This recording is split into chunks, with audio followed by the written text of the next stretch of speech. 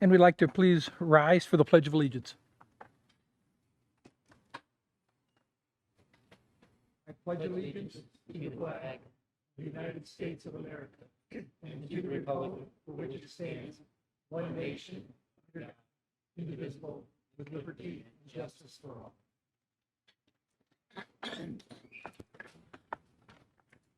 Mrs. Perry, please call the roll. Dr. Hoyda, Here. Dr. Gase. Here. Dr. McBride, Here. Mr. Perez, Here. Mr. Widman, Here. Board members, please look at the agenda. Item 2 will adopt the agenda. Mrs. Perry, call the roll. For the agenda, we have an addendum, Okay. and that is to add an appropriation modification to the consent agenda. That will be item 6.07. That is to reduce the miscellaneous state grant fund $3,000. It's just removing a grant from last year that doesn't continue into this year. That's the only correction. And add action item 7.13 to approve therapy services agreement with LLA Therapy. I'd so move to adopt the consent agenda with the addendums and the corrections. Second. Any discussion? Mrs. Perry, call the roll. Mr. Perez, Yes. Dr. McBride, Yes. Mr. Widman, Yes. Dr. Gase, Yes. Dr. Hoyda. Yes. Item 3, awards and recognitions. Dr. Zoller. Thank you, Mr. Hoyda. I do want to just mention and recognize that we're very pleased that we had a number of our schools recognized this year for the good work that they're doing with positive behavior intervention supports. We have Kraut in Noble Elementary Schools, as well as Columbian High School being recognized with bronze awards from the state of Ohio. So I want to congratulate our staff and students for their hard work in that area. Positive behavior intervention supports is a system-wide program to help improve student behavior, improve school climate, help reduce the number of referrals to the office, and just generally create a positive environment in the schools. So our staff's been working very hard along with the students, and are effectively being rewarded and recognized for the improvement that they are demonstrating in these areas. So I really want to thank the staff and students at those buildings, Kraut, Noble, and Columbian High School. Thank you, Dr. Zoller. Board report, committee reports. First one, Business Advisory, Dr. Gase. The Business Advisory Council, Northwest Career Ready, met at the NCOESC, and Mr. David Zach conducted the meeting, but quickly turned it over to our new director, Chandler Grooms. And he proceeded to go through rather extensively the upcoming programs and plans throughout the district, also asking for new ideas. And I was very impressed by his quick study. He's only been on staff for maybe 11 days, I think he said. So we're looking forward to a lot of exciting things happening with Northwest Career Ready. We will be meeting we're going to meet quarterly, and we've yet to decide the best time. I think it's going to be an August, November, February, April schedule to allow us to get timely interactions and feedback. So there'll be more information on the next meeting at our next meeting next month. Thank you. Thanks, Dr. Gase. Finance Committee, Mr. Perez. We did not meet, and instead, under 6.02, under the Treasurer's Report, we have 3 separate items on the consent agenda. So if you have any questions regarding the financial details for August, the annual spending plan report for August, or the summary check register, I guess this would be the time to ask those. But I've reviewed those, and those were all sent out to the board members already. Thank you, Mr. Perez. Support Services, Mr. Woodman. Support Services did not meet, but an update in regards to food service. There is an issue with a shortage of supplies, food shortage supplies, prepaid or pre-packaged meals and such are hard to come by right now. Transportation, our 2 new buses are in Lima and prepared to be delivered. With technology, we had 49 applicants from families asking for assistance for Wi-Fi and or other hotspots. We can report that the satellite has completely been removed and the hill has been seeded, so there's no more satellite. Also, Capital Aluminum and Glass is getting ready to produce quotes on replacing the doors down here in the band room, the choir room, and the wood shop and the art room. So that is the update from Support Services. Thank you for that.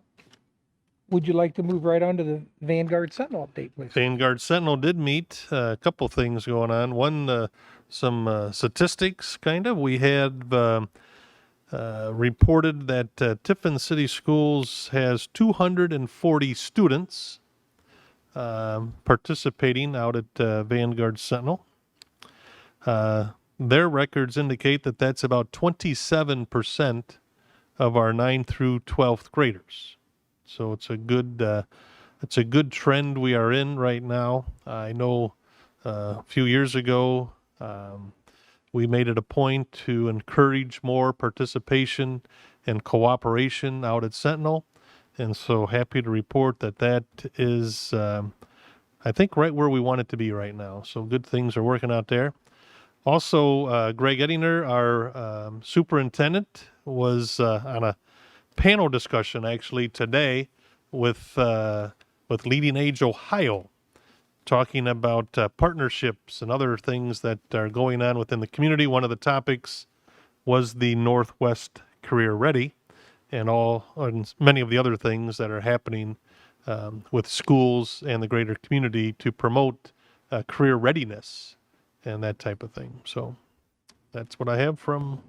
Do you know, Chris, is that an all-time high for us as far as participation with Vanguard Sentinel?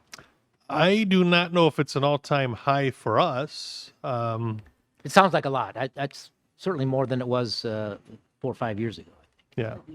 So. Yeah, it's like a full grade. Yeah. Or a little bit more, actually. And one of the things, though, too, we have to realize is if you'd go back 10 years, we were only servicing 11th and 12th graders. And now we have several 9th and 10th, as well as the 11th and the 12th graders. So we have a broader range of students that are receiving, support or educational services from Sentinel. So, but we're glad to see. And Tiffin is number 2 as far as participation numbers-wise within Vanguard Sentinel. Fremont being number 1, and then Tiffin. So. Very good. Thanks, Thank Mr. you. Woodman. Student report, Annalise. I have to report on Kraut, and they're still looking for mentors for their reading program where they can read a minimum of 30 minutes a day, 2 days a week. And the only other information I got was that they got their PBIS bronze status. Is there any particular requirement for the reading assistance? The only thing I was told was the 30 minutes, 2 days a week, but I don't think that there's a requirement because I know a lot of kids at my school do it. Do you know, Scotty? If there's any kind of have to pass a background check or anything like that? Is there any requirement for the reading assistance at Kraut? Not to my knowledge, no.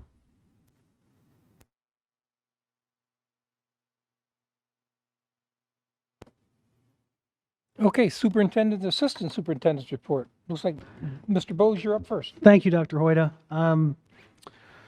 Just talk briefly about COVID and moving forward with Tiffin City Schools. And, we're I think any of us sitting here today would have thought that 18 months ago that we'd still be having conversations about COVID and guidelines and protocols.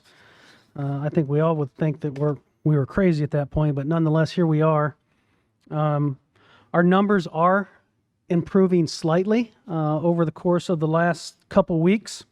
We spiked with student quarantines on September 17th with 237 students quarantined at that time. And we spiked with student positive test cases on September 24th with 37. And since that time, we have gradually come down to where we are today on our COVID dashboard. We have 21 active confirmed student cases, 153 students in quarantine, which is about 6% of our population. And we have one staff member in quarantine as well. So, we continue to have conversations with our local health department, with local superintendents every other week regarding COVID and what we're seeing in the area. We are looking for more guidance coming out from our local health department here soon in some different areas. We understand there's been some questions about, when students and staff are quarantined and it talks about days. What constitutes a day? Is that a weekday? Is that a school day? Is that a work day? What constitutes a day? So on the guidelines that we send out to families, we've updated that to indicating it's a calendar day. So if you're quarantined for 10 days, it's 10 calendar days.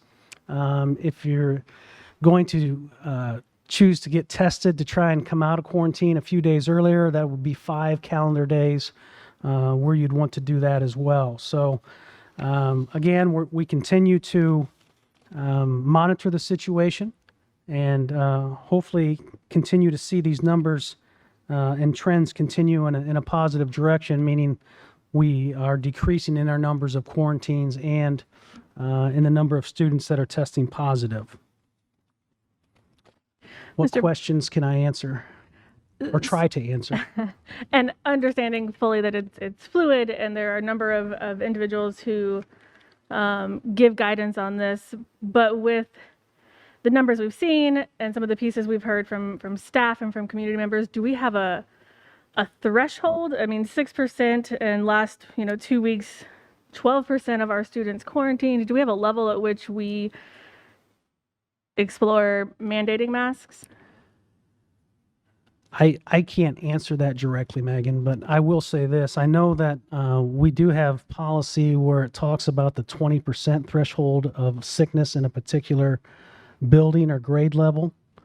And that always sticks in the back of my mind. We haven't been to that percentage yet, but that's something that I would think we would have to take a look at. Obviously, Dr. Zoller would have to weigh in on that as well. But last year, I think we hit the threshold of 20. Is that when we went to hybrid? That sounds right. 'Cause I was trying to figure out, is there a rule on that or? I think it was just with around the holidays last year, specifically with travel, families traveling and not knowing what may or may not be brought back into the buildings at that time. I think that was part of the reason. I'm not sure if we got to that 20%, to be honest with you. I'd have to check and see. And then I think the other questions, one, we did quarantine an entire classroom in kindergarten, correct? Early on. And then I think some of the concerns are that we have parents of kids that keep getting quarantined, like they get off quarantine and a few days later they're back on. And I think they're also asking how come they're quarantined, but their siblings aren't and they're allowed to go to school, and does it make any sense? And I think just kids, appearing and reappearing in school, and, how are the teachers handling this and the students as well? Yes, I get that. I just heard this afternoon we have a child that has been in, I think, a total of 1 day since late August because went on quarantine, came back, got quarantined again.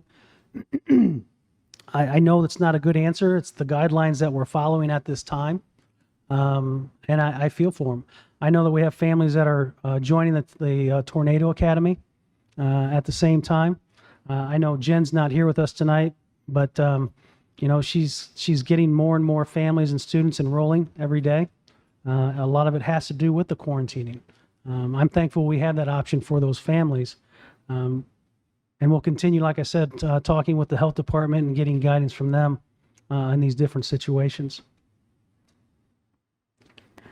So again, understanding the situation, I don't think there's an answer to it, but I think it is of note that if masks are in place appropriately, students don't have to quarantine if they're a contact. Is that correct? If their masks are consistently on and appropriately worn, and they're outside that 3 feet bubble, if you will, then correct. Quarantining is not, I guess, an issue for those students. So I think it is of note that there is an option to reduce quarantines, which involves students appropriately wearing masks and, other individuals in the schools. But another piece of note that I just want out there is the study that was just published out of Arizona that studied counties where schools had mask mandates and counties where the schools did not, and the community health and the transmission rates. There's a distinct correlation between the cases and the counties where schools are. So I think there's a couple of pieces to keep in mind as we move forward. Bob, I had a question. I noticed there's a provision for those who've been fully vaccinated. I don't see any provision for those who've had the illness and have recovered and have natural immunity. Why not? Why don't we have a provision for them? I think we need to look into that. Absolutely. That was brought to my attention yesterday or maybe Sunday. And I think it's something that we need to address because I'm not a medical expert by any stretch, but what I have heard and what I have read is there is some relevance to those with the natural immunity, if you will, for up to 90 days. So Dr. Zal and I will have that conversation and what that will look like for families and students to give us that proof of having COVID and recovering from it within that 90-day window. That's certainly something that we can take a look at, yes. And just for the record, there are observational studies throughout the world that can show you that masks make no difference at all. So there's never been a double-blind placebo-controlled study, so you can't really tell. But observational studies, you can find them all over the world. Some show masks work, some show they don't. So bottom line is, no one really can tell you that masks work.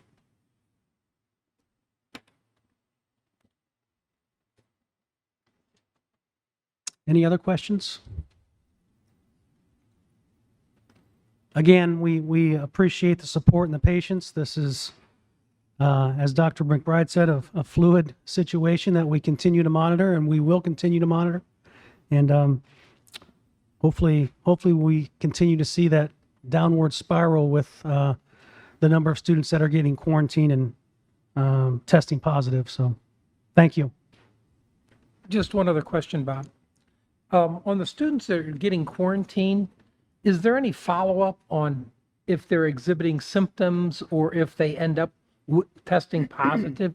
Do we have any of that data at all? So, if they were quarantined and they come back, or they end up testing positive, or they... I can get that for you, Dr. Hoyt. I don't have that in front of me, but it's very, very small number. The vast majority of students that are quarantined do not show any of the signs of COVID. Okay.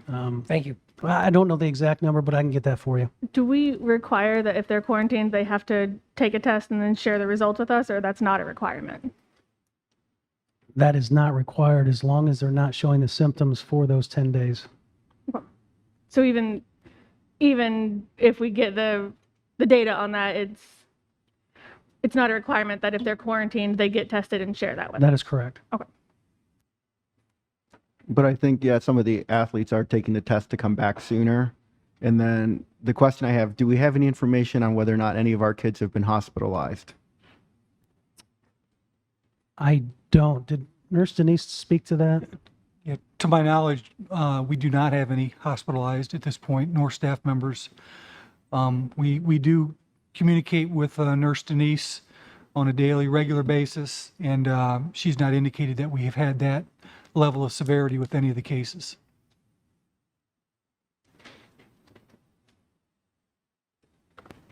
Mr. Bowes, want to continue with the Tornado Academy? Yeah, I briefly just touched on that, Dr. Hoyta, with, again, I apologize, Jen is not with us tonight, but she just wanted to let us all know that she continues to get inquiries for enrollment.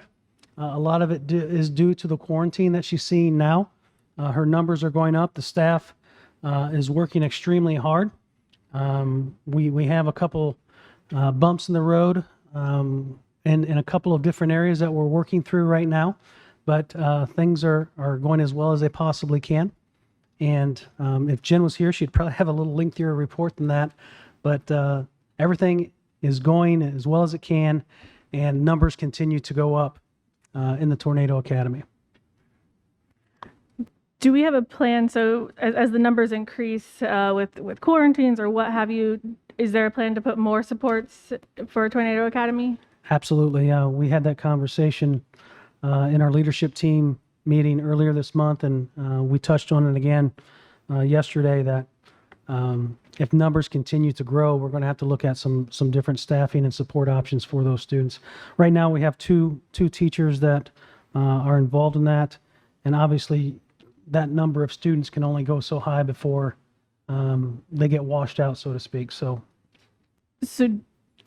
do we have, or are we looking at like at this number, then this is like so we have a plan in place so it's not reactionary, like at this number, this is what will shift, this is who will move into that role? I believe Jen does have a plan, yes, and she does have a number in mind. Thanks, Bob. Dr. Zoller. Thank you, Mr. Hoyta, Dr. Hoyta. Just wanted to update the board on the plans to begin engaging the district in a strategic planning process. I distributed a timeline for all the board members to review.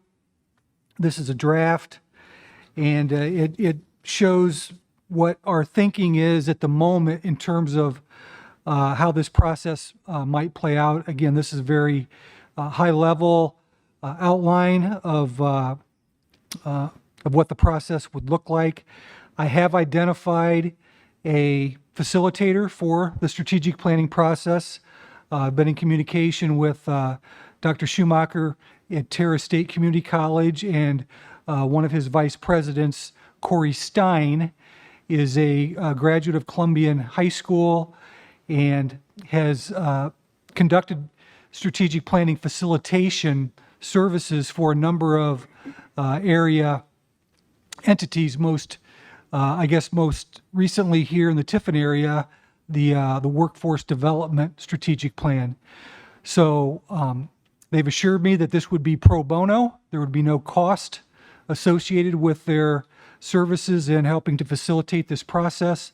So I'm very excited to begin working with Corey and mapping out what this might look like for the district. So what I've distributed to you just shows you how we envision this flowing through the coming days and months. I would envision really starting here in October and then carrying through probably through the end of February, where at the end of February, I would anticipate probably at the earliest February, it may take a little longer depending upon how the process goes, that we would have something to be able to bring before the Board of Education for kind of a formal approval or adoption. And so you see some of the steps that we'll be conducting there over the course of the next several months. So in communicating with Corey recently, we have some tentative dates scheduled in October to kick off this process. We've not identified the actual date yet, but we're looking at the middle of October, either the second or third week to convene that first meeting. So invites will be going out, and the date will be set to formally kick off this process. I envision having a broad cross-section of district personnel as well as community members, some student representatives as part of this process. The steering committee will serve as kind of a guide throughout the process, but as we get into this work and identify the areas that we want to focus the strategic plan on, I would envision subcommittees coming off of the steering committee with, again, a combination of school personnel as well as community members, parents, et cetera, being, depending upon their area of expertise or area of interest, being involved with those various subcommittees. And then a lot of the real work for strategic planning will be done in those subcommittees, and then reports will come back to the steering committee. And so this will be an iterative process. It'll take a number of months, but I think it'll be a very worthwhile process because I feel like this will help provide the district a roadmap for future activities. And I think this can help really lay out a path forward in a number of areas that are important to the district operation, such as finances, such as facilities, such as curriculum and instruction, operations. So all of these areas I'm confident will be identified as strategic initiatives that come out of the strategic planning process. And then we'll have a roadmap that we can then use as a guide, as well as benchmark our progress and hold ourselves accountable for the progress that we make in implementing the strategic plan. So I wanted just to let the board know that this work is getting ready to take place. Certainly will encourage board involvement in this process. Obviously, we're not going to be able to accommodate 5 board members to be part of any one committee at any time, because that would constitute a board meeting and take it into a whole different type of meeting. But certainly at the committee level, steering committee, I want to encourage board involvement there, and I'll work with Dr. Hoyta here to, I guess, identify who might be interested in serving in some capacity to help us work through the strategic planning process. So are there any questions from the board about strategic planning? You indicated that would also address the issues of finances. So what you're saying is any decision on any financial levies or anything won't be until after this is done and the community's involved in whatever we're doing? I would envision that would be an outcome of strategic planning. That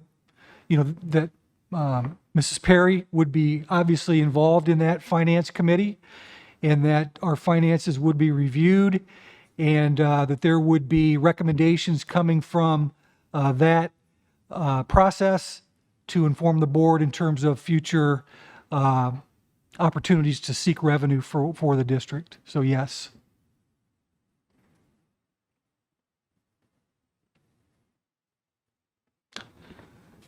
Kind of, if there are no further questions on strategic planning, I want to continue on with and talk a little bit about the Hall of Fame situation that the district was involved in a few weeks ago.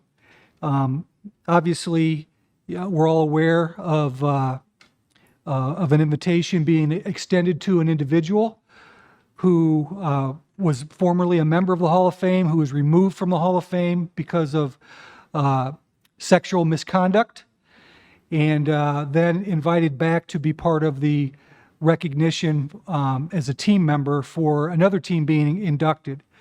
I want to just reiterate that I am sincerely sorry for any unintended intentions that conveyed to any member of the community that was offended by that. Certainly looking back at this decision and in conversing with the Hall of Fame committee, I believe that there would be a different decision and a different course of action taken had we the opportunity to do this over. So sincerely want to just apologize once again to the community and to those individuals that have experienced any kind of sexual assault and sexual violence in their life. It was insensitive to invite that individual to be part of that recognition. I've apologized publicly. The Hall of Fame Committee has apologized publicly. The Hall of Fame Committee did meet after that event. I did converse with members of the Hall of Fame Committee. They indicated to me that they have taken the initiative to change some of their guidelines and bylaws to add additional checks and balances into their process so that in the future there would be additional scrutiny involved in any recommendation that would come forward involving any individual or team. So there would be some additional steps in the process to hopefully prevent something like this from ever happening again. I have met with individuals since the Hall of Fame induction ceremony, and I've listened to their stories of sexual assault in our schools and in our community. I am very sorry that anybody in our school or district has had to endure any kind of outrageous sexual misconduct behavior like that. Some of the stories left me speechless, and I understand how somebody could be as angry and outraged as they were as a result of the Hall of Fame process. There's nothing that I can say or do that can undo the harm that has been done in the past. What I can do in my position as superintendent of schools is to do everything in my power to make sure that this never happens again and that we have better systems in place that would prevent any type of sexual assault or violence in our schools from happening again. And so what I'd like to do is suggest that this be addressed in the strategic planning process. I believe that one of our strategic initiatives coming out of strategic planning, and I'm going to recommend this, will be to take a deep dive into a diversity, equity, and inclusion prong of our strategic plan.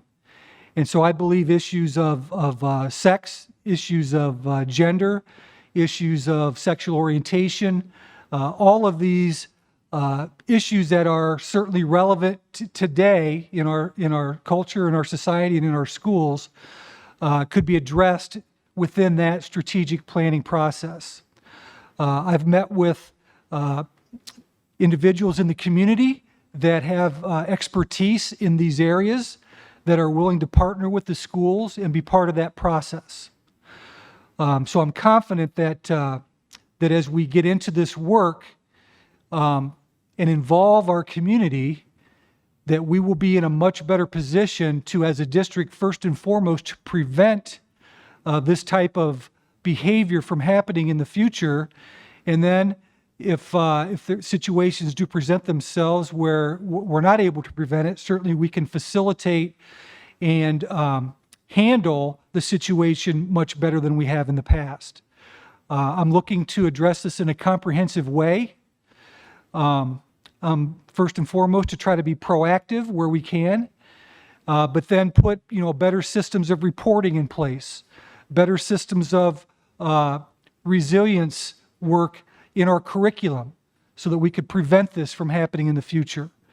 We're already meeting with student groups with some of their issues related to sexual orientation. We've got a committee working at the high school with our guidance counselors and our administration and some teachers that are meeting regularly with students to have conversations about what their concerns are.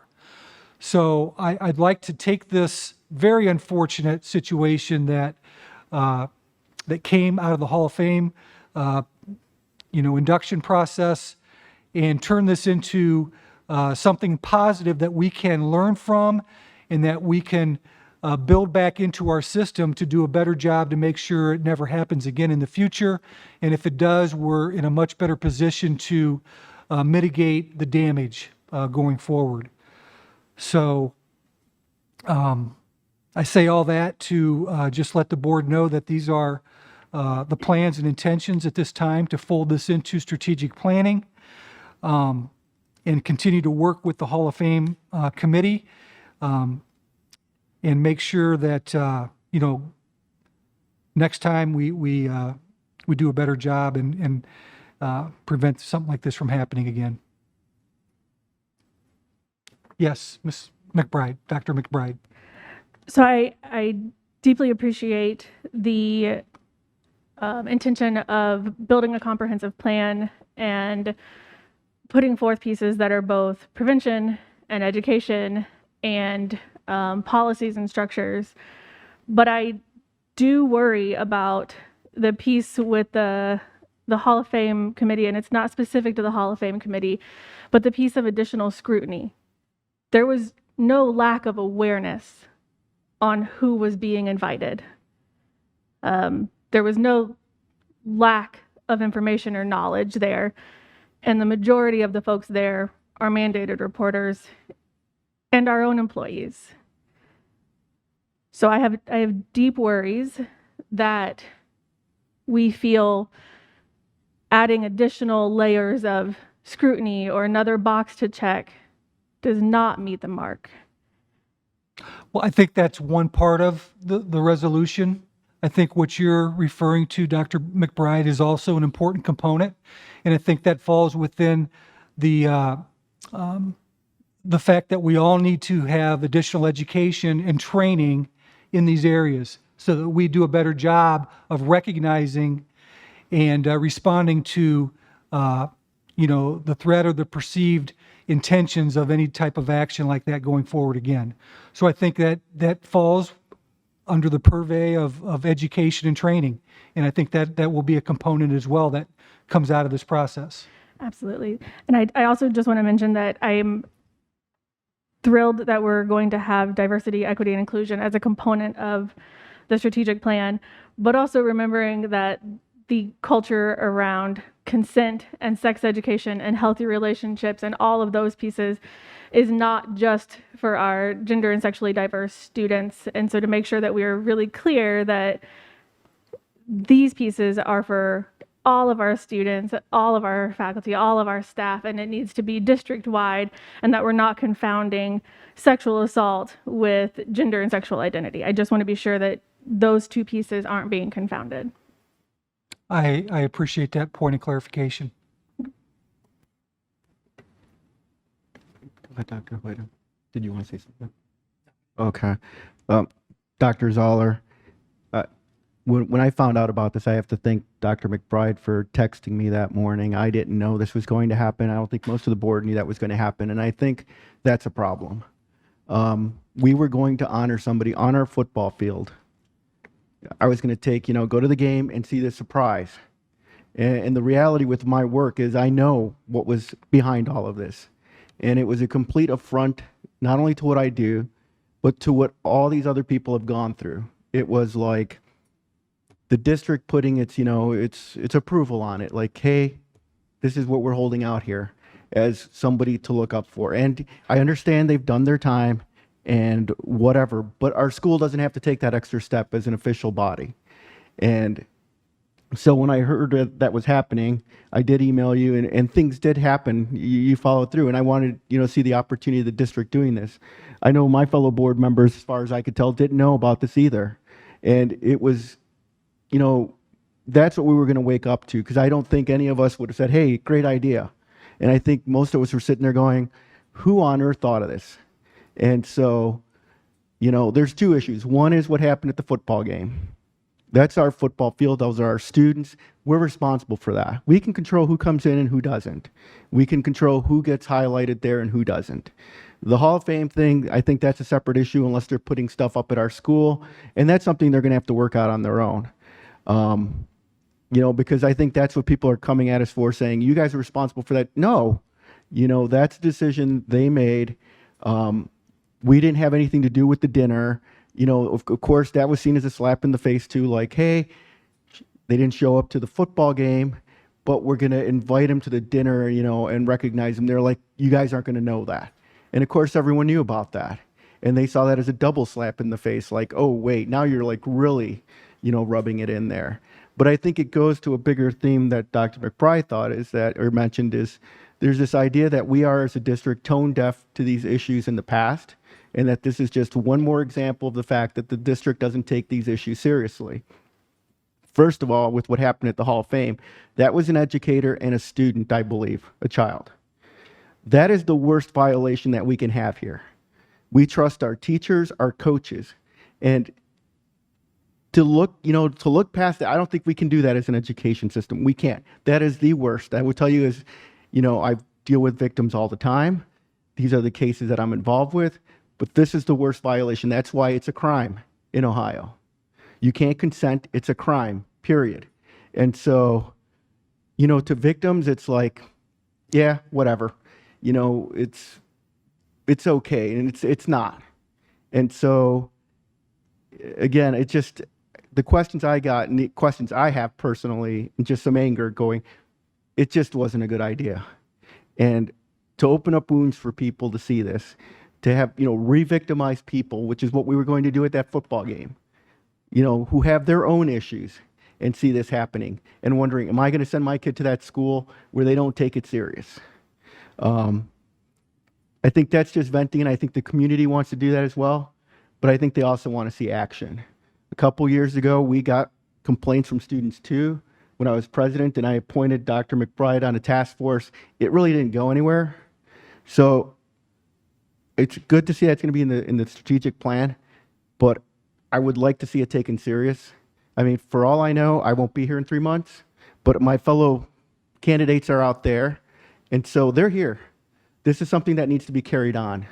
And so this board or whoever's on it has to take this, this issue serious. So I do want to note that a lot of this predates you and that you have stepped into this.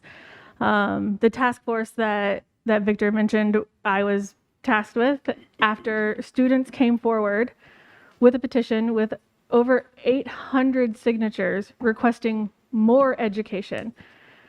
And I taught K-12 and I teach higher ed, and I've never once had a student ask for more. And they wanted more education on consent and healthy relationships and sex ed. And he tasked me with a task force, and that process started and was quickly ended when it was inappropriately said that these students were just doing this for attention.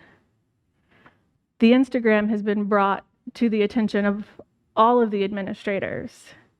Our students' lived experiences, past and present, have been brought to the administrators. At that time, when I asked how many reports of sexual assault have been brought forward at the middle school and the high school, I was told 0, which is factually inaccurate. So as we sit here, you are tasked with a huge task of letting this be where it stops and where it changes. If our measurement of the level of this being a problem is if it's in the news or not, we're missing the mark. I sincerely hope that this conversation does not stop here. I hope that the incidents that were reported, 2 of them in September, have risen to action happening, because it is great that we're putting it in a plan, but what do we do in the interim? How do we make sure that our students know that they can come forward? Because right now, I don't think they do. They have too much history telling them that they can't come forward, and that coming forward is pointless. We have done numerous steps to show them that their voices don't matter, that it isn't safe. And I got to tell you, I had a moment where I was like, do I send my kids here anymore? As a board member, as a community member. And I love the teachers. I love the staff. I love it here. It has to change, and this conversation cannot stop. It is uncomfortable. I understand that. We can feel it. And you are tasked with a huge task. But I also intend to ask about it continuously until we start to see change. Thank you. Scotty Daniels. Yeah, I'd like to report on some staffing levels in my departments. Food service has been short-staffed since the start of the year. We actually have hired 8 people since the mid-July to work in food service. We're still about 3 people short. We're doing some interviews tomorrow and Friday, and that should get us closer to staffing levels. She's been dealing with a lot of things, from food shortages, from prepacked food to government commodities are real short, so it's hard to get food. We've had to reduce the menu cycles from 4 weeks down to 3 weeks, and the breakfast menu down to just a 2-week cycle on what we can get to feed the children. She's been working really hard for the Noble After School program, trying to get paperwork done for that, for the free snack for that program. And transportation is the good point at this point. Every route is staffed with a full-time driver, and we have 1 driver in training to take a route, and we're discussing whether to add a high school, middle school route to help out some of the people that are not making it to school, since we will have a driver available. We do need food service subs. We only have 2 currently, and they also do other things within the district, so there's conflicts sometimes.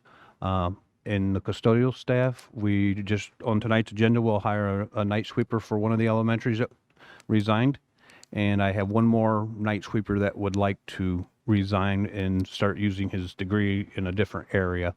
So anybody looking for a job, you can contact the administration building at 419-447-2515 and ask for me. Thanks, Scotty. We're now at the part where the opportunity for the public to address the board. Each person addressing the board shall give his or her name and address.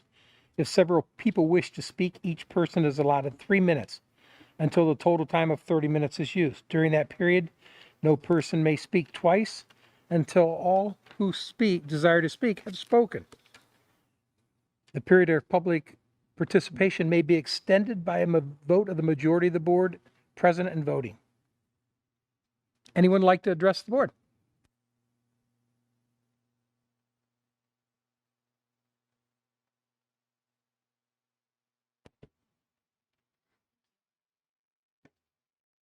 Way down here, sorry. Okay, can you hear me? Okay. My name is Callie Cessna. Address is 115 Mohawk Street, Tiffin, Ohio. So this has been the worst month of my life. I have had a really bad month. These are direct quotes from the Hall of Fame committee meeting on Thursday. Now imagine how minimizing that is to the victims and survivors of some form of trauma that has been ignored or not even recorded. I've been gravely disappointed with the recent Hall of Fame events and the way it was handled in response to our administration, specifically the athletic director, Mr. Dan Hartzell, but also by the lack of response from the majority of our school board. Even if the response from Mr. Hartzell has lacked professionalism and compassion, it was at least an attempt to respond. Now, if the situation wants to be communicated as not that big of a deal, what other things have happened and deemed not a big deal? I can give one example directly related to the incident in front of us. When this sex offender was caught, our athletic director at the time chose to tell the girls that she coached that the offender was, quote, sick and would not be able to coach them anymore. The reality was avoided rather than addressed with avoidance of the possibility that our students could have been those victims. Why is everyone so quick to shy away from the uncomfortable discussions? The discussions about trauma, consent, victims, and survivors. We should have done better then, and we should be doing better now. We should be protecting our students. I say we want accountability because we want the entire message to be heard and understood. We want the severity of the decision at hand to be realized. The Hall of Fame committee says that they have apologized, but yet not one of them looked my sister in her face before, during, or after that meeting on Thursday and apologized to her for how this has affected her and brought back all of her feelings and memories, forcing her to relive that trauma all over again. Some of these people were mentors, coaches, and teachers that she respected and looked up to. What about the letter that was received by the members of the Hall of Fame committee about how this directly impacted another graduate scholar athlete? It's seemingly coming together that this situation isn't just about my favorite quote being one angry parent, which would be me. I want to note how I was addressed during my attendance at the Hall of Fame committee meeting. I was called out a few times, but I was not offered to speak in my defense because individuals felt personally attacked by my mission and my messages. I was told next time it would be courteous of me to ask for their reasonings before attacking them on social media. Reality is, when I made that first phone call to the AD, I asked a lot of questions. I gave him the opportunity to explain, and he didn't. He told me to take it up with the administration, and he is part of the administration. My first request for accountability started with that first phone call. I asked for names of the people who made the decision to allow a sex offender to be in attendance, and Mr. Hartzell told me that it was him. He made the decision to approve this, and he stuck by his decision to prioritize her attendance, even after concerns were brought to his attention. He buckled down. He went as far as to uninvite our student athletes to the banquet. Mind you, the idea of including our students at a dinner with a registered sex offender in attendance should not be taken lightly, and their parents should have been notified. We still have not heard what is being done to make this up to the students, as his email had promised. No matter how you look at the process, when multiple members of our community expressed grave concern over this matter, we were dismissed. I was told if myself or any other alumni were uncomfortable that we were with a registered sex offender being in attendance, that we were welcome not to attend. This isn't about being uncomfortable. This is insensitive, and this is about the safety of our children. False information was presented to me multiple times. I was lied to about the consultation of the sheriff and police departments. The Mr. Hartzell said he misspoke when he was contacted by those entities. What is this mess about consulting legal? From where I stand, they invited her. The committee appears to recognize that now, but this wasn't a legal matter, it was a personal invitation. Mr. Hartzell told me we were going to have additional security and law enforcement on site at the game, and if the sex offender followed the rules, it would be fine.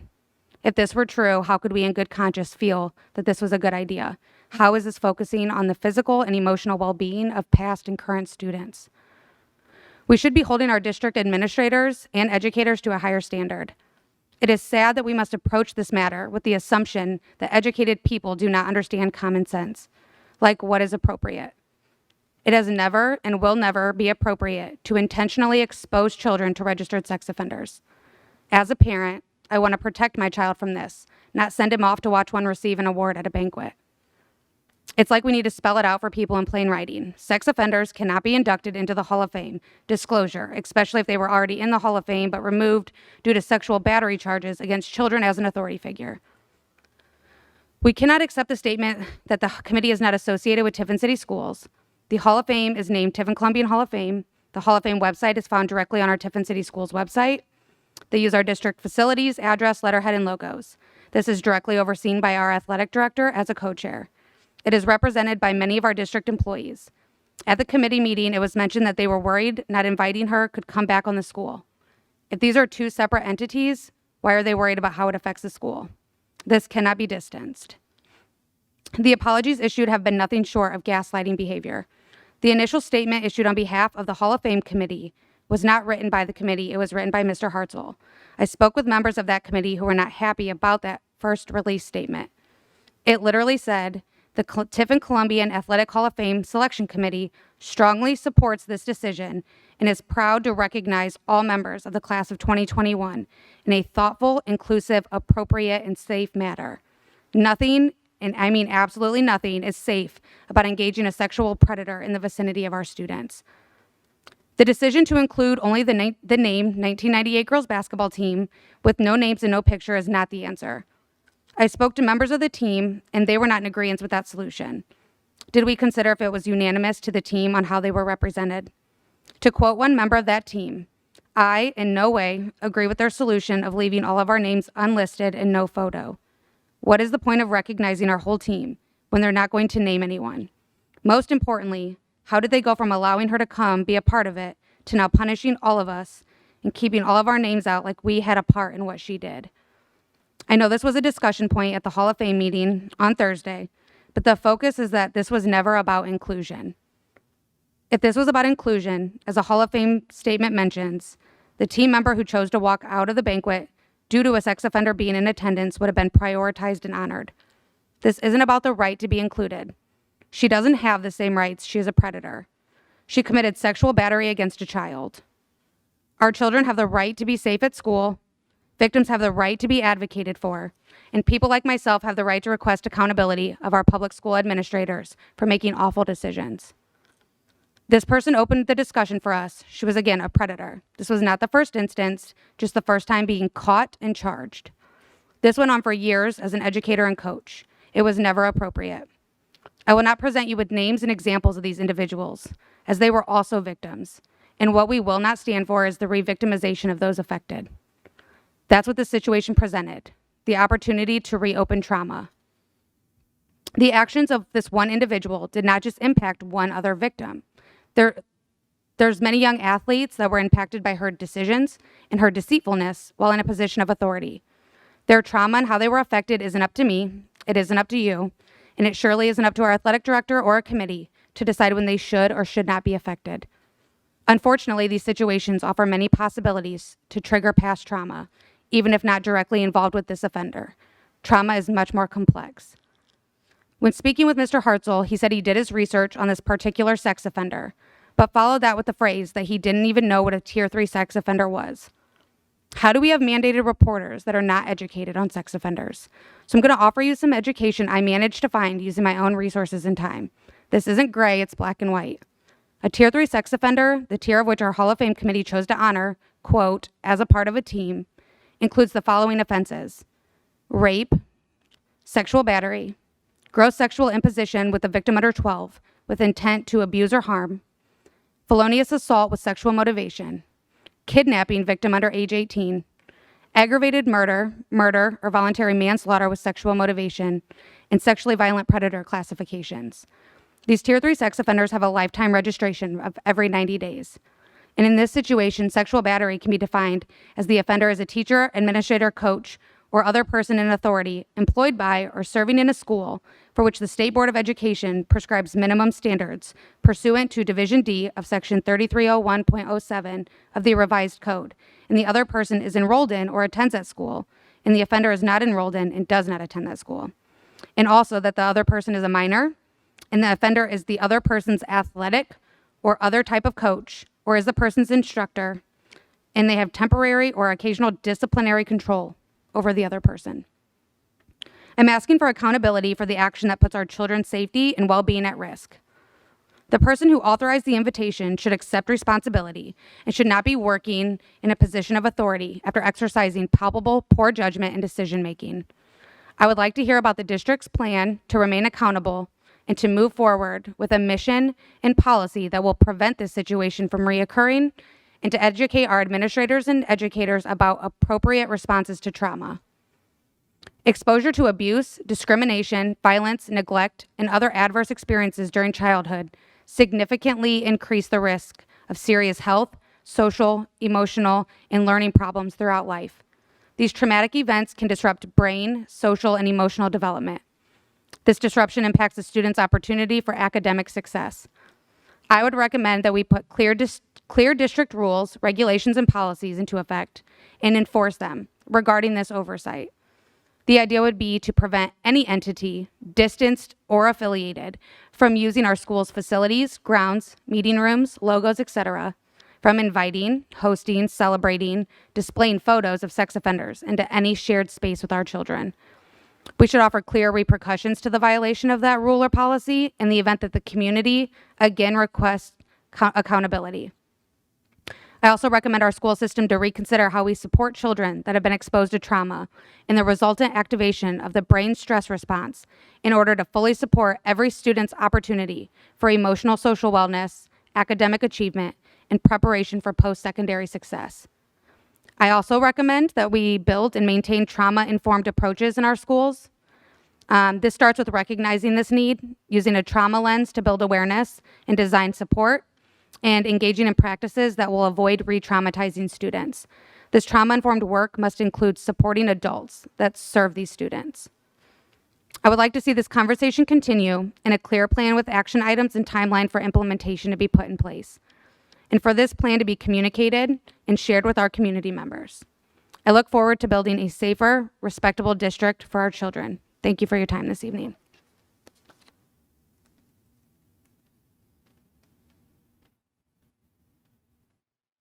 Anyone else?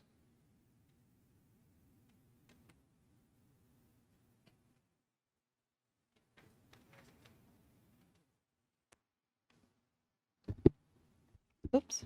Hello.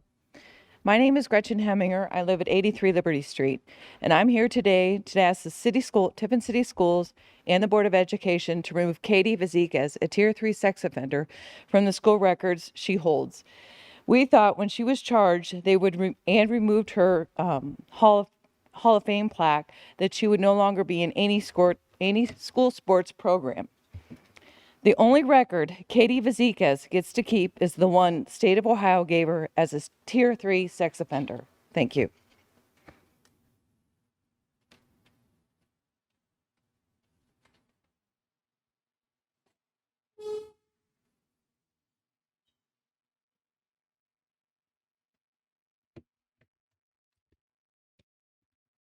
My name is George Sherwood. I live at 3840 East County Road 38.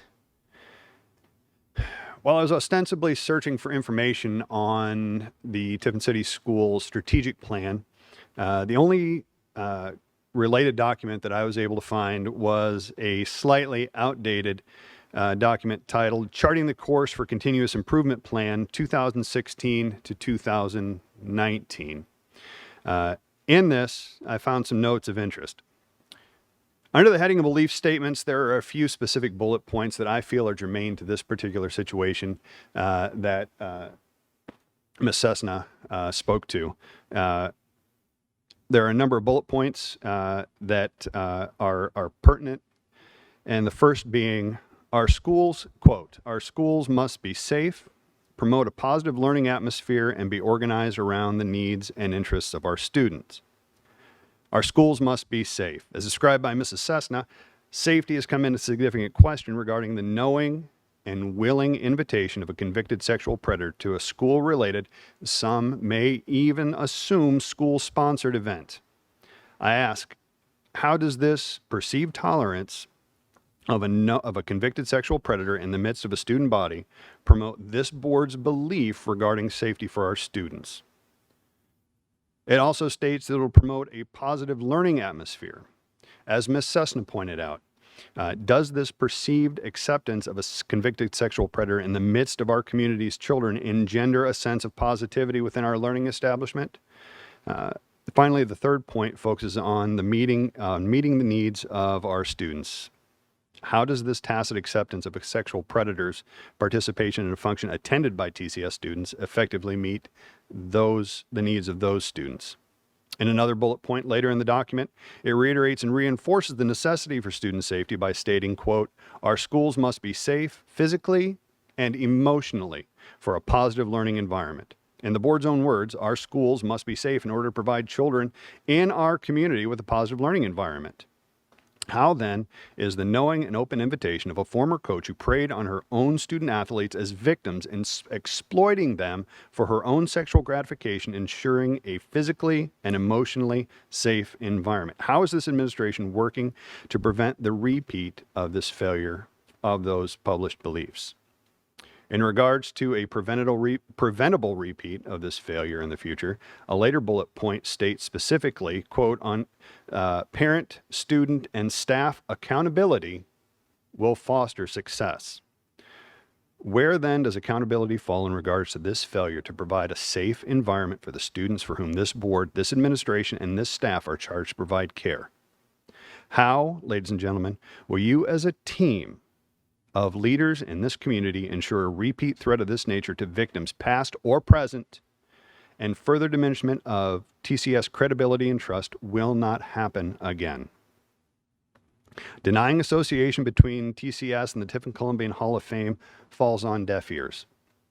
Current and past administrators' names are signed to the apology on behalf of the Tiffin Columbian Hall of Fame, and simply by the nature of having Tiffin Columbian in the Hall of Fame's name, the Hall of Fame display in Tiffin Columbian High School and past Hall of Fame correspondence written on TCS letterhead begs the question of how much involvement TCS has, or to the point should have, with an organization using the TCS name, symbology, or, for lack of a better term, brand. The trust, respect, and credibility of this organization has been eroded and will continue to diminish if responsibility and accountability persist to fall by the wayside. If this disintegration of the values we hold dear continues, our kids, our families, and our community will endure those repercussions, not this group before us tonight. I'll close with this. In my military career, I lived by an ethos that what you accept becomes your standard. Ladies and gentlemen, this is not our standard for our kids, for our families, or for our community.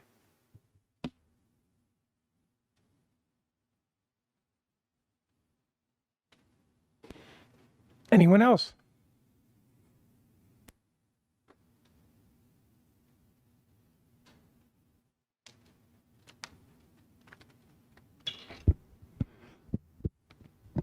Larry Kisowith, 2576 East Clinton Township Road 122, and I am the co-chair of the Hall of Fame Committee. I've never been asked questions. I have a prepared statement I'd like to share with you. The first induction for the Columbian Hall of Fame was in 1992. Prior to this year, 2021, the Hall of Fame had been dormant since 2008. I volunteered to assist in getting it reignited. For this induction, I have served as the vice chairman with Athletic Director Dan Hartzell. Under Athletic Director Daniel Hartzell's initiative and leadership, we worked to reinstitute this valuable program. I personally have been involved with the Hall of Fame from its inception, as I've continually seen the importance of this Hall of Fame and the induction of worthy individuals and teams. We currently have a Hall of Fame committee that is made up of outstanding, conscientious individuals sharing many hours of time, bringing forth honest and wide-ranging interests and conversations from a number of different points of view. And I quote from the bylaws, "The purpose of the Tiffin Columbian Hall of Fame shall be to recognize outstanding achievements in the field of sports among Columbian athletes, coaches, administrators, and supporters. And induction should be a time of celebration. This past month has been anything but that, with the emphasis on one individual rather than the accomplishments of honored athletes, coaches, supporters, and a team. Unfortunately, mistakes have been made. Those mistakes have been admitted, apologized for, and changes have been made. Let me give you a brief recent history based on the tumultuous time we've gone through. These are thoughts that are part of an unsent letter written by me to an individual, and I quote, "I was so very pleased that the 98 team was selected for induction. However, when the team came up to the total hall committee from the screening committee, a question arose on Katie Vazekas and her entire situation regarding the Hall of Fame. Her individual induction into the Hall of Fame was in the last class to be inducted back in 2008. Her ethical and legal issues came up as an adult after that inclusion. At that time, I was the principal of Columbian High School and worked with the athletic director at that time to remove Katie Vazekas' Hall of Fame recognition due to a violation of Article 6 criteria for enshrinement of the Tiffin Columbian Sports Hall of Fame Constitution, which states, and I quote, "The nominee must have demonstrated good citizenship." In November 2019, after the Hall of Fame committee once again became active, we reviewed our Constitution and added a .7 to the Constitution to the criteria for enshrinement, which reads, and I quote, "By a majority vote of the selection committee, a Hall of Fame member may be removed from the Tiffin Columbian Athletic Hall of Fame. Hall of Fame members must always serve as role models to the student body," unquote. Katie's issue has never been taken lightly by school administration or the Hall of Fame committee. This then brings us to the induction of the class of 2021. As the coach of that 98 team, I made the nomination for this team to be considered many years ago. As a longtime member of the Hall of Fame committee, I did not want to serve on the screening committee or have the appearance of showing favoritism toward any nomination that I've made over the years coming into play.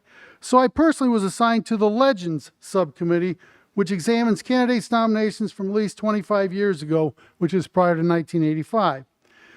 The screening committee brought a slate of potential induction candidates to the floor, which included the 1998 girls basketball team. When the nomination of the 98 girls basketball team came to the floor of discussion, I personally brought up the fact that Katie Vazekas was on that team and she had been removed from the Hall of Fame previously. After lengthy open discussion by all Hall of Fame committee members, it was decided that a team should not be penalized for the actions of an individual which happened after the fact, meaning after the team had been disbanded and graduated. It was felt that individuals in that team should be recognized as a group, not as individuals. When final selection of nominations for the 2020 induction class were voted upon, the 1998 team was elected by the members of the 2021, elected to be members of the 2021 induction class. As we moved closer and closer to the induction, questions arose about Katie Fazik's presence at the ceremony. These issues were addressed through legal counsel, and an open letter was presented to the Tiffin City Schools community. It is, and always has been, the goal of the Hall of Fame to be honest and true to our principles. We also strive to be fair and transparent in our actions while being sensitive to personal issues as well. As stated in the Hall of Fame public release prior to the induction, and I quote, "Since this is a team induction based on the collective efforts and successes of all team members, we believe strongly that all members of the team should be included," unquote. That ends the portion of the letter that I wrote. It is at this point that we failed. We passed in a court of law based on legal counsel, which stated that Katie Fazekas could attend. Now, whether it said she was a right to attend, she could attend, or we couldn't keep her attend, I can't give you that exact language because I didn't talk to legal counsel, but that was the word of the legal counsel. However, we failed in the court of public opinion and community expectations. We failed there. We also failed in the court of common sense. For me personally, I take this failure in common sense very seriously because I've always tried to execute my many responsibilities over the years by the law and with common sense. I failed and our committee failed in this regard.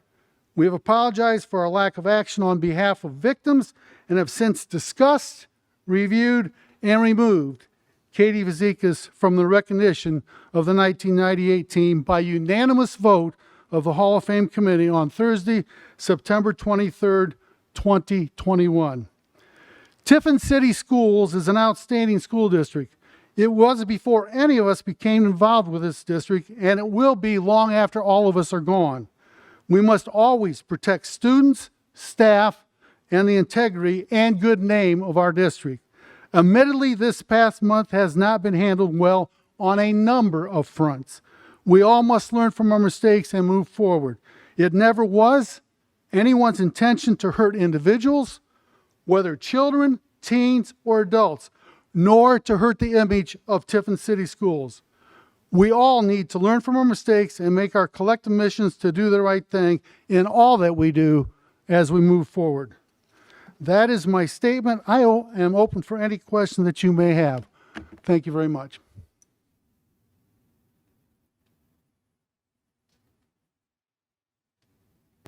Anyone else?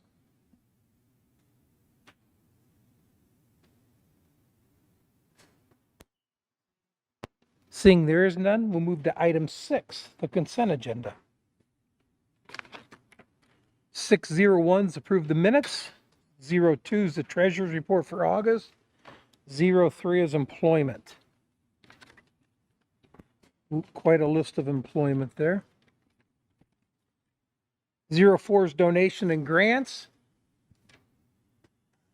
05 is a statement of the purpose of budget reports. 06 is stipends. 07 is the appropriations added to the agenda. Would like to entertain a motion. Move to approve. Second. Any discussion? I'm sorry, who made that motion? Thank you. Mrs. Perry, call the roll. Dr. Gase? Yes. Mr. Widman? Yes. Dr. McBride? Yes. Mr. Perez? Dr. Hoyda? Yes. Moving on to item 7, action items. 701, approve the McWater service contract for the SQIG. Is there a motion? So moved. Second. Any discussion? Mrs. Perry, please call the roll. Dr. Gase? Yes. Mr. Widman? Yes. Dr. McBride? Yes. Mr. Perez? Yes. Dr. Hoida? Yes. 702, approve McWater service contract for the 21st Century CCLC grant. Is there a motion? So moved. Oh, I'll second it then. Okay, we have Dr. Gase motion, Mr. Perez second. Any discussion? Dr. Zeller, can you just quickly speak to what these are? Just for the record. 702. I don't know it just because CCLC might not be known to our constituents. Mr. Bose, do you want to? That is the after-school program at Noble. This is the consulting that works with our staff over there. Thank you.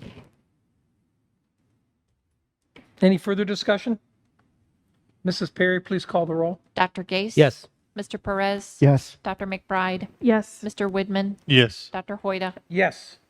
703, approve the Technology Services Program contract for fiscal year 22. So moved. Is there a second? I'll second it. Any discussion? Mrs. Perry, call the roll. Dr. McBride? Yes. Dr. Hoida? Yes. Mr. Perez? Yes. Mr. Widman? Yes. Dr. Gase? Yes.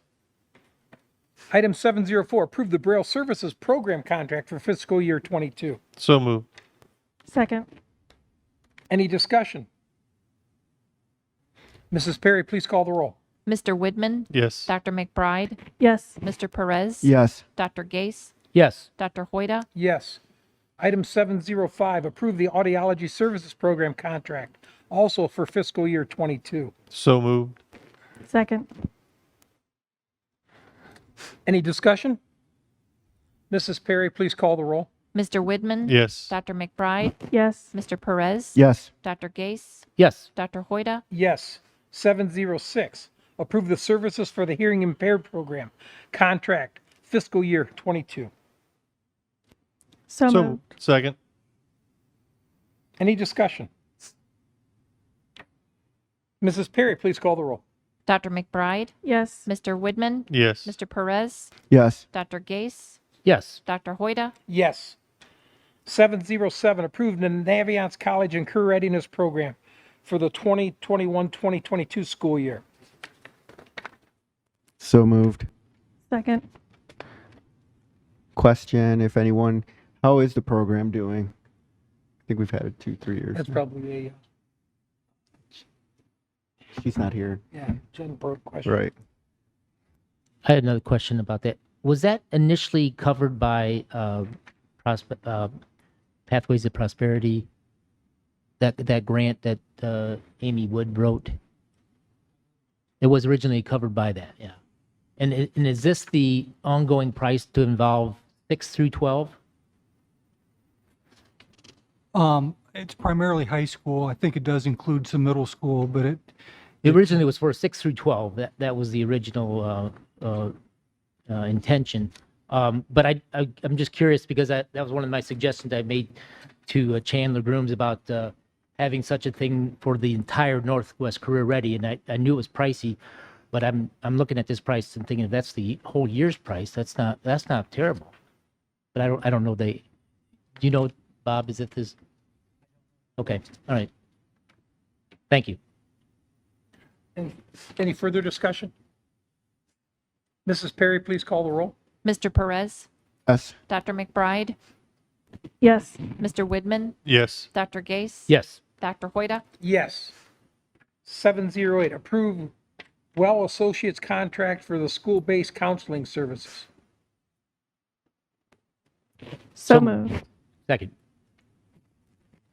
Any Quest- discussion? Yeah, I think this is the changing the name of the Wyandotte Counseling, correct? Doing business as. I noticed in the contract, we discussed it before. Have we ever gotten anywhere in terms of this is the rate we're paying for non-Medicaid eligible students in the contract? Because I've seen that in other contracts that this is the pay rate for non-Medicaid. Because remember, we got hammered on this a couple years ago. So, Well, there were a couple of pieces a couple of years ago. We didn't have the rate for non-eligible, and they weren't yet eligible for Medicaid. And now they are, so that part is covered, but I don't know about the rate part. Right. And I don't think Dr. Zoller was here. One of the issues we had is I think we hired somebody part-time that was going to help us put people on Medicaid to recoup this. But of course, they were direct pay. I mean, they were direct billing us so that we were never going to recoup it. And so have we made any efforts in terms of getting people Medicaid eligible to try to make this money stretch out further from the grant? Because that's really what it taps into is the mental health grant that we get. I don't know if, Mrs. Perry, can you weigh in on that with Medicaid? I'm sorry, I can't. I don't have any information on that. We can certainly do some research on it. I mean, I know there appears to be money that's available, but it is a cumbersome process to go through to get the reimbursement.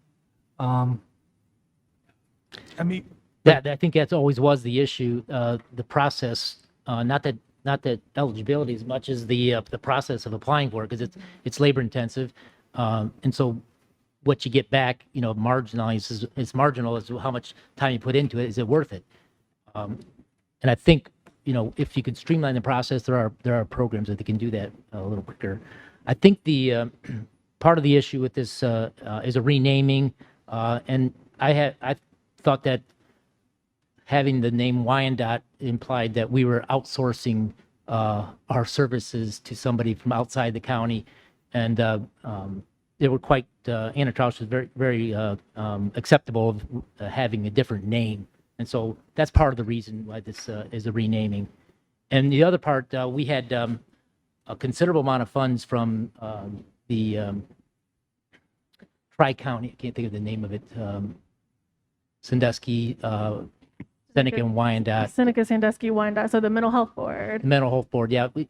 Initially, about 3 years ago, we were the recipients of the entire fund because it was available and nobody else was applying for it.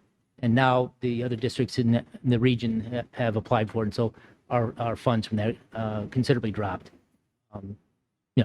But that's the one of the reasons. But what I got to tell you that Anna Trausch and her group have done a tremendous job.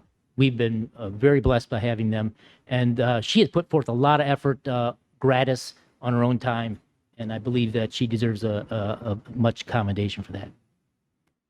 Dr. Gase, I agree with that completely. I think Anna and her team are strong and do a great job. And we have to be mindful that our mental health board, which gives us a number of these dollars, is a tri-county board. So they're Seneca, Sandusky, Wyandotte. So having a provider within that tri-county area who is as stellar as Anna and her team, I think we're fortunate to have.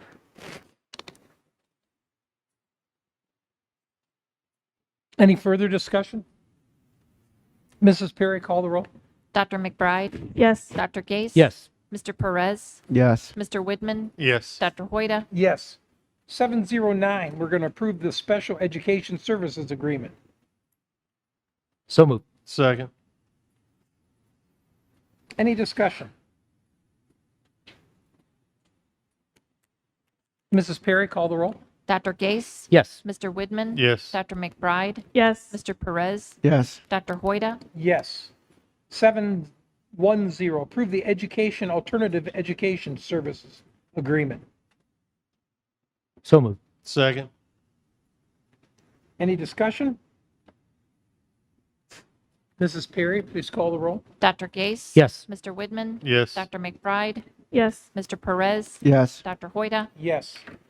711, approve the Education Alternative Transportation Services Agreement. So moved. Second. Any conversation? Yeah, could I get an explanation for that? I'm sort of trying to get my scrolling down here to, Trouble with mine also. this is,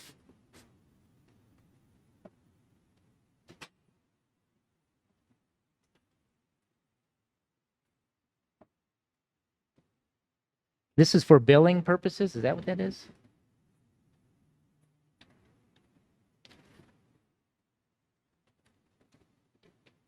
Scotty, can you help me on that?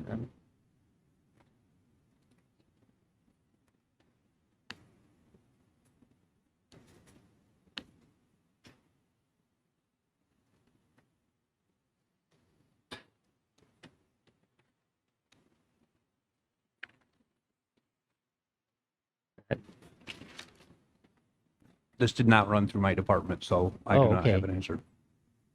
I was just curious, is it for like aides or bus aides, or is this?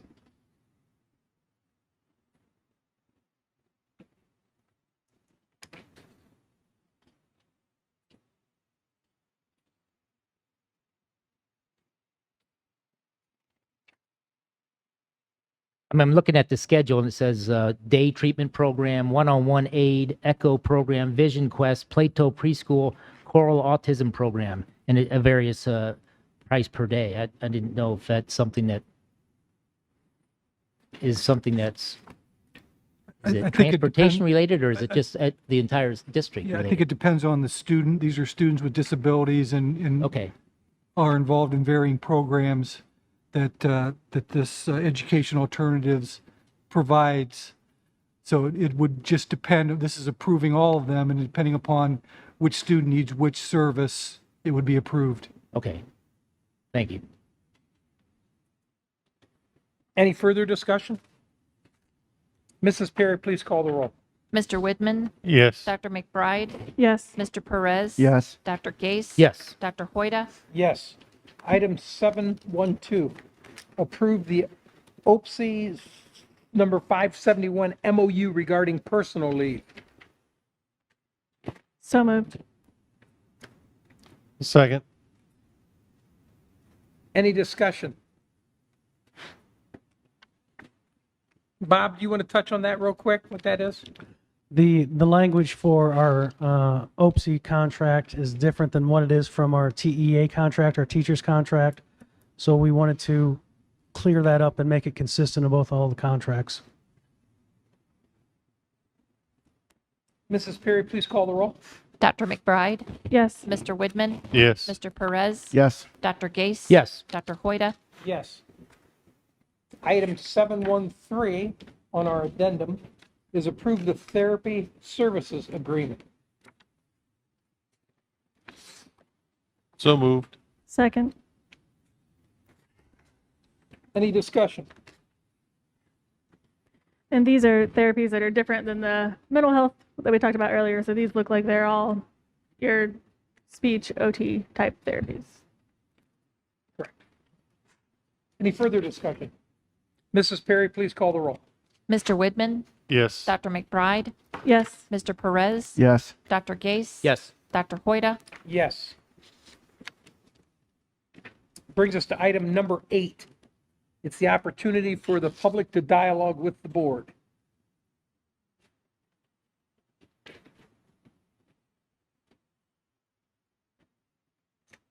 Seeing no one wants to dialogue with us, we'll move to item 9, board discussion.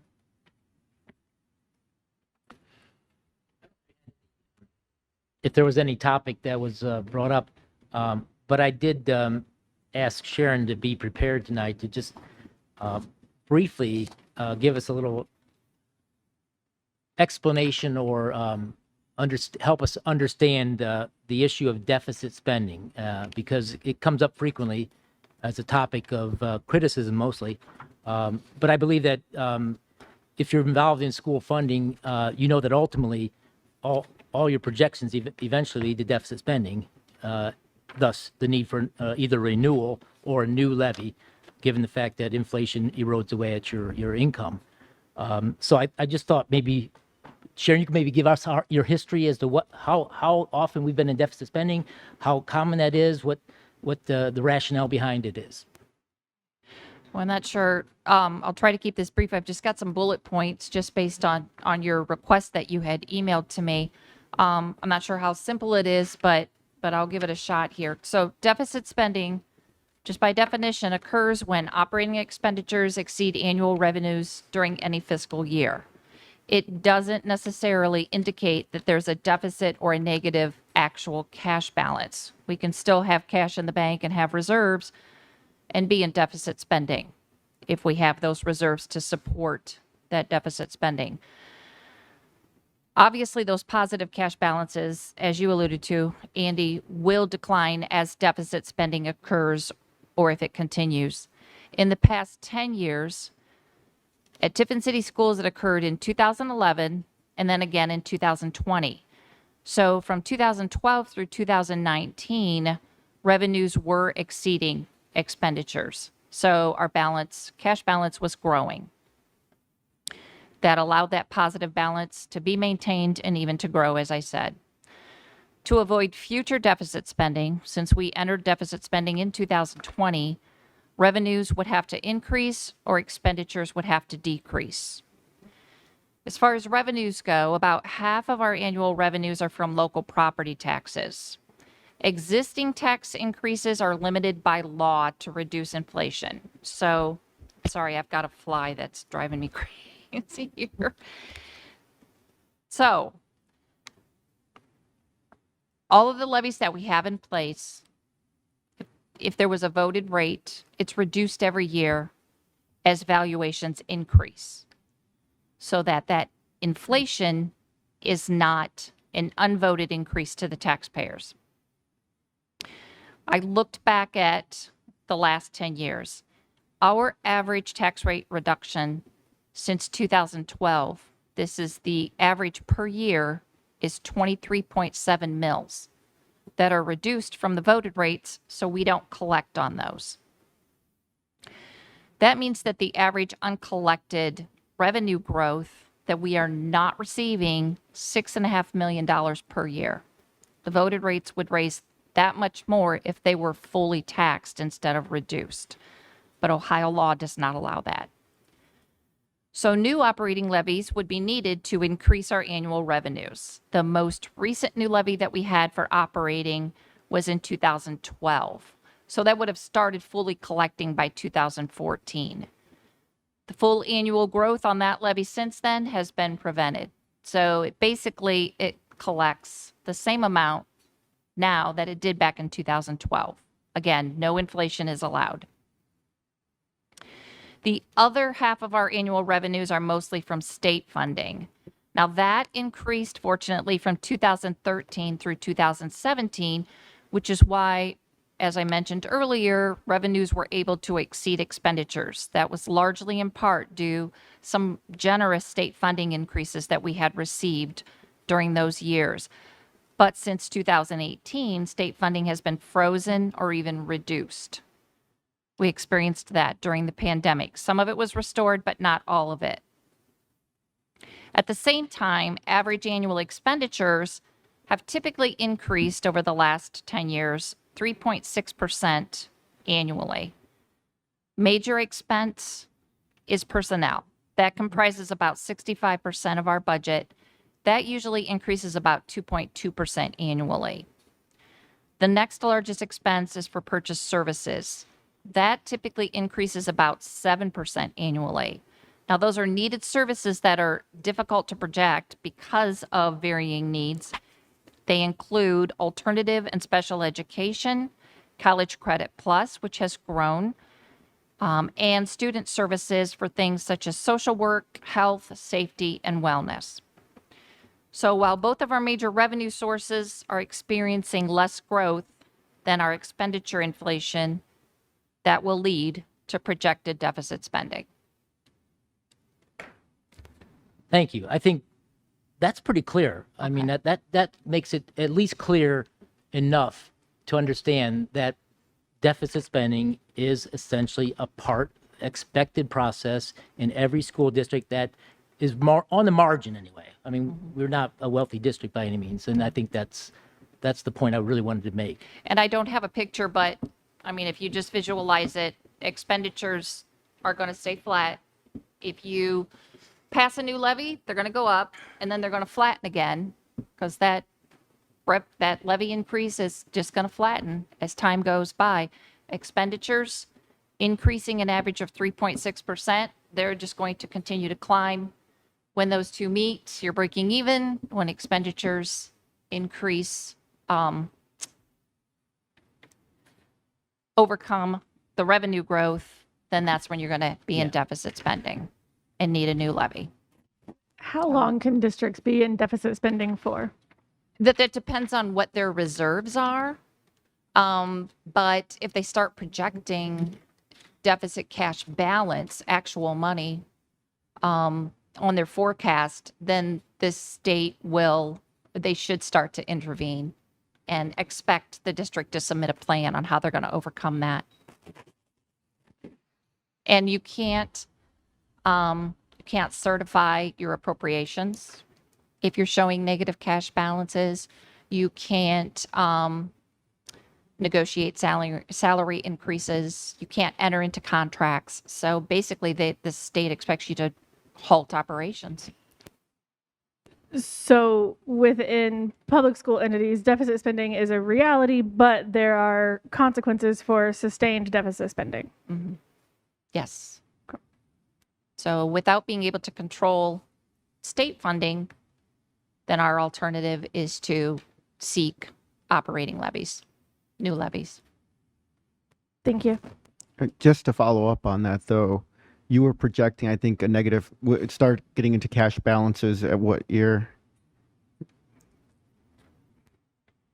I think with the capital improvement reservation, if we continue to set that aside in the forecast, I think it starts in 2024 or 2025.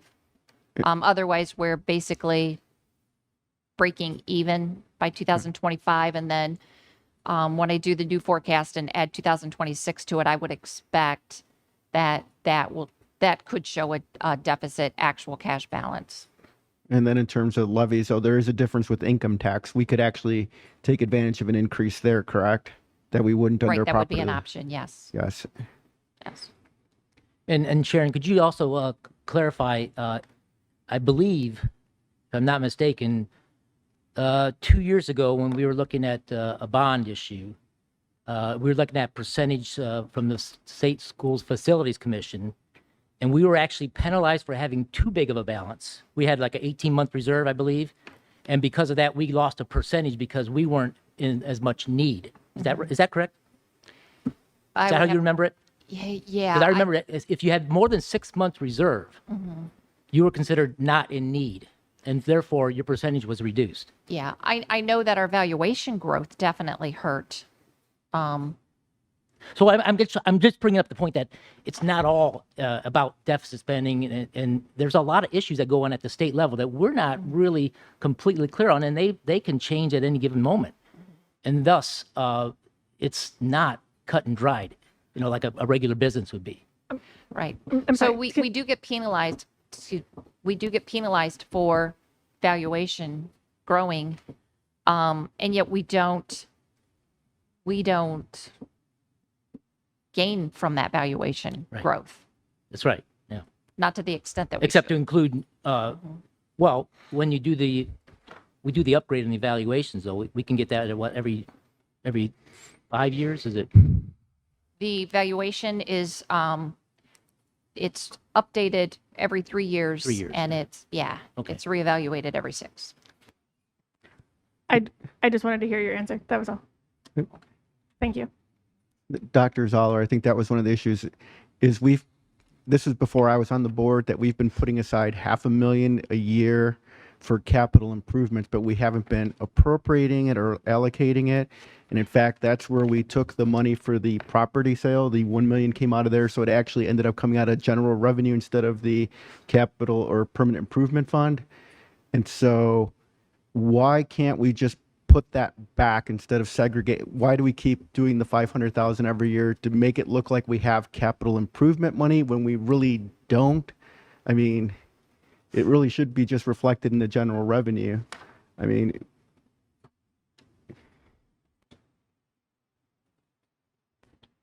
I think it's, it's going to come from someplace regardless of general fund or capital improvement. I think, and again, I don't know what the history of the planning, has been prior to coming in here, but one thing I will say is that in looking at our current financial situation, I'm hopeful that the additional federal funds that we're receiving, the ESSER funds, the CARE funds, are going to be able to help buy us a little time and extend our financial stability a little bit. I think certainly this year But certainly it's not going to save the district or change the story in the sense that there needs to be additional revenue in order to maintain the current level of educational opportunities and services for students. But I do believe these ESSER funds, we're now into the third round of funding. There is some flexibility. Certainly they're targeted for, educational need and various, aspects related to COVID. But I do believe that they're going to help us get through this next year so that we'll have an opportunity then to reevaluate our financial situation and, extend that out at least to cover our current levels of expenditures for now. But it's not going to save us long run. But I think my question is, I'm not familiar with any resolution or anything this board ever passed requiring that 500,000 be put into a capital improvements line item. And so I'm wondering why over the years it just can't be undone. There's nothing that prevents it. So what is it that's requiring that we show that line there? And do we need a board action to move it back into the general fund and not show that as capital improvements since we never actually ratified it as a board? I'll defer to Mrs. Perry. The only official approval is that it's shown as a projection on the forecast. So when the forecast is approved, it's just a forecasted item. But it's not officially a separate pot of money. It's not been removed from the general fund. We spend well over $500,000 a year on things that are expected to last more than 5 years, though. Absolutely. Yeah, I mean, it's not even close. So to have that money put into capital improvements is really just not that big a deal. It's just, you have to use that much money first. That should be coming out of permanent improvement funds first because. Well, that's what I just said. Right. I just but said this isn't permanent improvement. permanent This improvements, is, anything that lasts more than 5 years. right, but this $500,000 is coming out of general operating revenue. It's not coming out of permanent improvement. So we're taking money to operate. Which $500,000 are you talking about? The $500,000 that gets put into the line item for capital improvements in your forecast every year since I've been on the board. That's where the land million came from. Where are you putting the capital improvements fund then? I'm not putting it anywhere except that we show it as a separate line item. It's in the forecast.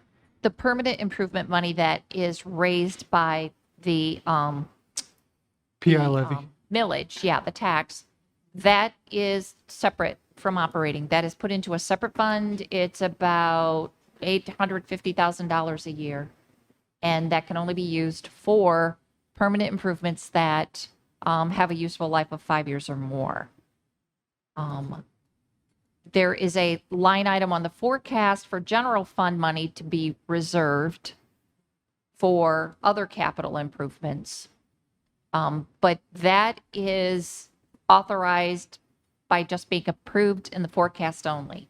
So those are two separate pools separate. of money. One comes from millage and one we're moving out of our general fund and earmarking for right, it's just an earmark. improvement. Exactly. So is your question, are we able to stop earmarking that separate line and put it Yes. back into our general fund? Because a lot of our forecasting is showing that we're in this situation if the money is moved back in or if it's not counted. Let's be realistic and honest at this point. We need it for operating.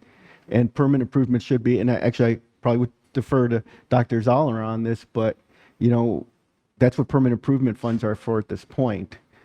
Because if we do what we did last time and we take the 1 million out of that fund, it killed us in terms of our general revenue.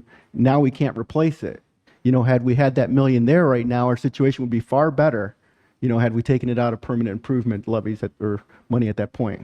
Which, to Dr. Gaze's point, we do improvements at that more than $500,000, but we have that in the permanent improvement fund, which comes from millage.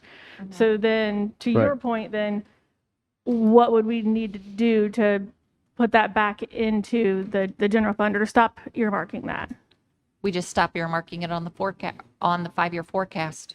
But it really is just a shell game, really. Mm-hmm. Yeah. Yeah, it's still all general fund money, what's on the forecast. Well, I kind of don't agree with the permanent shell game. We don't improvement play is shell separate. games with the public here.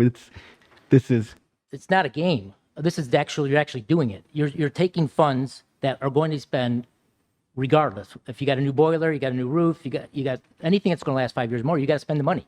You can't say, oh, now we're going to take it back from the contract we made with a provider or service. But that's why you would budget around your permanent improvement money, which is why we have like 1.4, and that's why you want to keep that money instead of spending it on like tennis courts, you know, or something like that, where we've got finite resources at this point. We know that. We just discussed about the deficit spending, about how we have to limit ourselves. And so that's the only thing I'm saying is that, you know, I think it gives us a better opinion. You know, we're able to better see the forecast if we don't have that line item in there for capital improvements, or by God, we actually go and spend that I think it's 1.5 right now in there that it's showing. And then that would set us even worse there at that point. So I think we can take a look at how we account for all those funds as we move forward and work with Mrs. Perry in the 5-year forecast. on a side note, though, one of the issues, like I said, I brought this up last year or 2 years ago. We do have an election coming up, and one of the things I wanted to see was a board, maybe an amendment to our ordinances or resolutions that require that any new board member, at least in their first year, completes the Open Meetings Act. It's free. It's through the Secretary of State, I believe. And normally what we do is we have a surrogate. One person for the district takes it in lieu of all of us. But I think it would behoove us just to put it in there so at least we're all at least taking it once. I agree, and I would like for us to move forward and create a policy that all incoming board members have to attend that at least once, as well as the new member training put on by OSBA.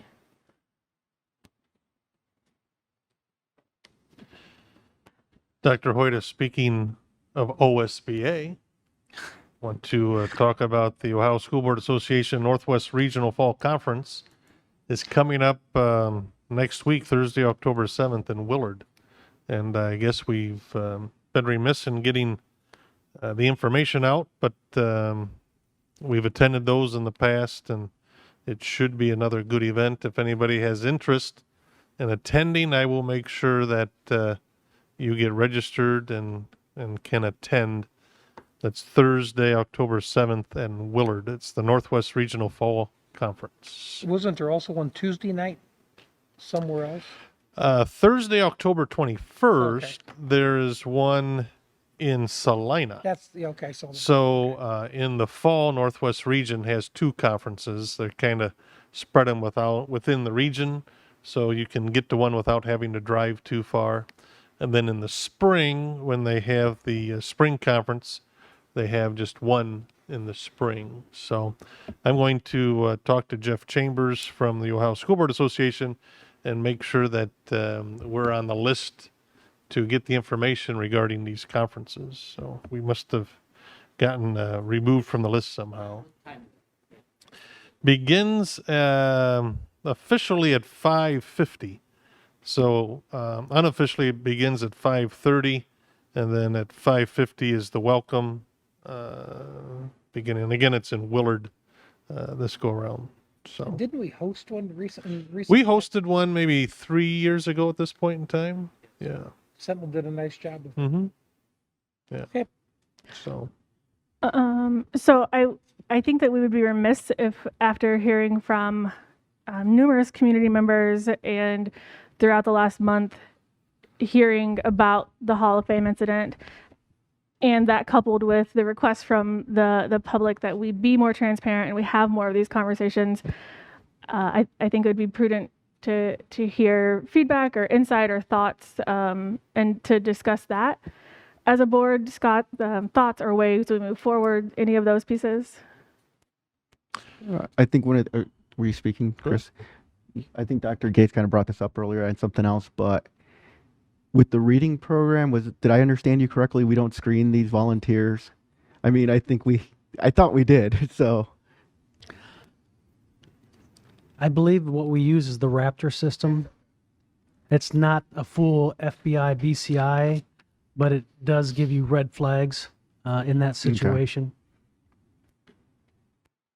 I was just going to comment on that, Megan, that, as I learn more about the events, one thing became very clear, and that is that when our superintendent became aware of the situation, there weren't any mistakes made after that, as far as taking care of business and making sure that the wrongs were corrected. So I give a lot of credit to our superintendent for taking quick action once it got to him and making things go on. So I appreciate what Mike did as far as when he got involved with what was going on. So thank you for that. Then I go back in history, I guess, because I'm finishing actually 16 years on this board, and there were issues that arose. Not I want to say many years ago when I was on the board. Nobody else was on the board at that point in time, and I tried unsuccessfully because sometimes there's things that happen that produce red flags, and there were red flags going off, and I tried unsuccessfully to not renew her on our staff. Was unsuccessful at the time, and as I look back at that, I think had I worked harder to get her removed before she did something illegal, that could have changed a lot of different things. One, she may have had an opportunity to reassess what she was doing and maybe stop and not continue on. And so, but yeah, as I look on that the situation, that maybe we should have done a better job back then, and so.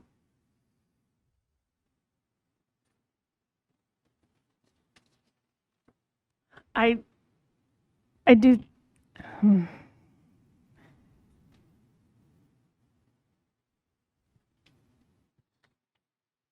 I think that Dr. Zoller's path forward and the work that he's going to do with his team as we move forward is going to be vital.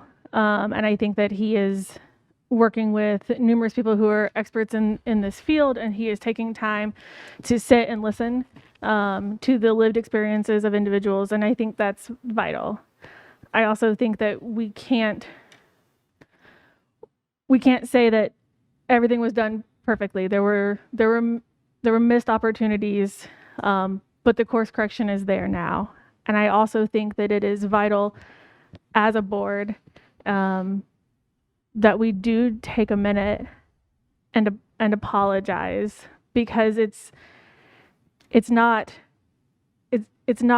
good enough to say our intent wasn't to cause harm. We caused harm. And I think, Chris, you spoke to that. Like, look at the years from, years back and the ripple effect. We caused harm. And regardless of where we point the finger, regardless of where that fault is, as a collective, we made numerous missteps. And I think that we owe our students and our staff and our community a really sincere apology. Whether it was our steps or 20 people's steps, there were numerous steps that caused harm. And it's our students, it's our families, it's our community members, it's our staff. Like, we made a misstep. We made a number of missteps. And I think that we as a board need and owe the community an apology. And I think that we can't shy away from this conversation. Chris, I really appreciate you speaking to even the historical pieces that I don't know those pieces. But I think that we have to continue to listen, and we have to lead some of these tough conversations and some of those accountability pieces. But I also think that we owe the entire community an apology for the harm we did, because there's a big difference between intent and impact, and we caused harm with this.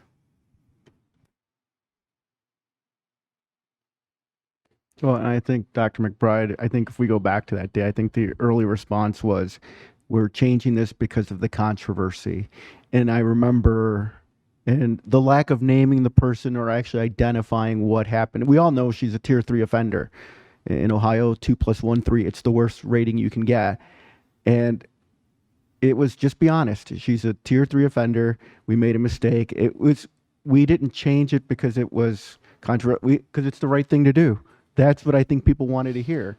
That's why we were making this decision, because it's consistent with what we hold up at our schools. So, and I think we're learning. And I agree with you, because I've spoken to some people have been hurt by this, and they've been, they're dealing with this, and none of you will, I can't say none of you, because some of you may also understand what they're going through. And to have been a victim and understand this it's just, to have it brought up this way by your school, it's just, I'm not going to go there, I think you're right, Dr. Zoller, we have to look at our plan, and it's not about completely apologizing. I don't think that'll help, but it's, addressing it.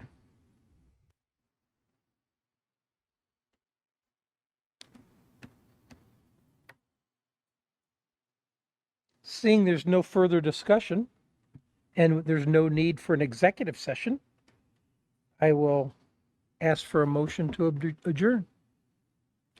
Second. Mrs. Perry, call the roll. I'm sorry, who moved?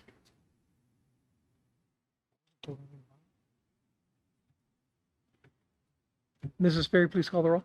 And who moved? I did. Thank you. And the second was? Yes. Thank you. Mr. Widman, Yes. Dr. Gase, Yes. Dr. McBride, Yes. Mr. Perez, Dr. Hoyda. Yes. The September meeting is adjourned. The October meeting will be held on October 9th, which is the third Tuesday. That's the of, 19th, Dr. Hoyta, sorry. I'm sorry, October 19th, I'm sorry. October 19th at 6 p.m. in the middle school. It's the third Thursday next month. Everyone have a great week.